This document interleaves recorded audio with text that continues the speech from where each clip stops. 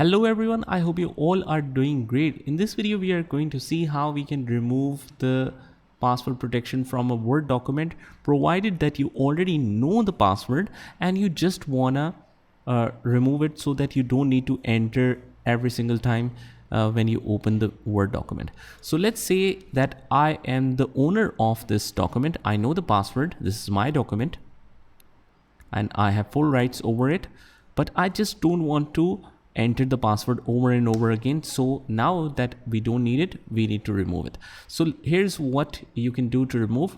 First of all, just go to the file menu, and on the left hand corner you will find this info option, and here it says protect a document. Now we have already protected that, but if you want to remove this, we will just click on the same option, that is encrypt with password. It will open up some kind of password here. And since we have already opened this document with a password, we can just simply remove it and click OK. And now it's not protected against the password. Just close out of here, save the changes, and you are good to go. Now, whenever you want to open the document, it will open up without asking for a password. So that's a quick solution for it. I hope you found this video helpful, and if you did, hit the like button and subscribe to our channel. Also, if you want to learn more amazing stuff on the Word tutorials, you can join the playlist link in the description, and I will see you in the next one.